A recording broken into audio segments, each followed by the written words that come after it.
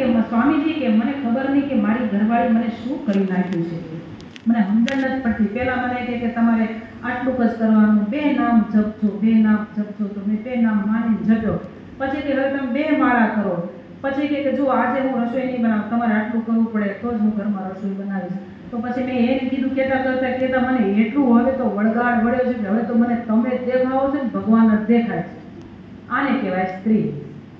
આવી જેને સ્ત્રી મળે છે એ કુટુંબ શ્રોતા બધાને પવિત્ર કરે છે. પોતે પવિત્ર પહેલા બને તો પોતાના બાળકને, પોતાના પતિને બધાને જ પવિત્ર બનાવે છે. પણ બેન જ આળસુડા હોય, આજે રસોઈ નહીં બનાવી, હાલ ને આજે ક્યાંક હોટલમાં ખાવા જઈએ, તો શું થાય? પછી શું થાય? પતિ પવિત્ર થાય કે છોકરા પવિત્ર થાય?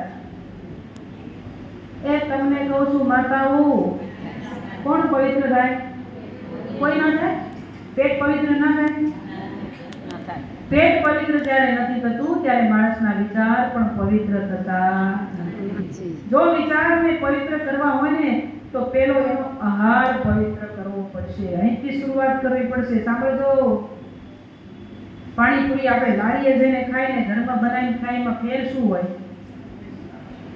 ઓલો માંગણ માંગવા ને આમ વાટકો ધરે, આમ હું તો જોઉં મને બહુ હસવું આવે, આમ કરે લાવજો રે માં, આવી તો વાટકો ધરે અને ઓલો પછી માં મૂકે, વળી આમ મોટું ફાડી માં નાખે, હળદું તો આમ ડોળાતું જ હતું, વળી પાછો વાટકો ધરે લાવજો રે માં, અત્યારે હિત છે કઈ ખાવાની.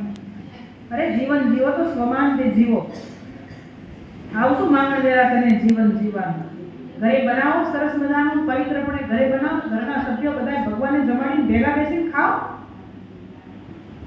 ભગવાન જમે એટલે પછી પ્રસાદ બની જાય. શું બને? પ્રસાદ. અને પ્રસાદનો અર્થ થાય છે પ્રભુનો સાદ.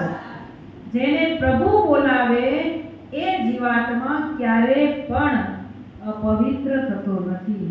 પણ આપણી મૂર્ખામી એ છે કે આપણે ભગવાનને જમાડીએ તો તમે જમાડો તો બધા ભગવાન જમાડો નહીં કરે, શું કરો? જવાબ દેવો મુશ્કેલ છે. હું બધા જાણું છું. હા, કોઈ હા નહીં પાડે.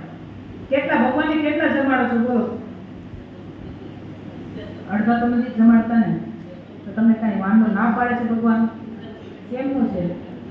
હે, પવિત્ર થઈને ભગવાનના માટે આપણે ભોગ બનાવીએ, ભગવાનને જમાડીને પછી આપણે મંદિરમાં પ્રસાદ લેવાની કે આમ આમ તડાપડિયા ઉપડા પડાપડી કરતા હોઈએ છીએ કે પહેલા હું લઈ લઉં, પહેલા હું લઈ લઉં.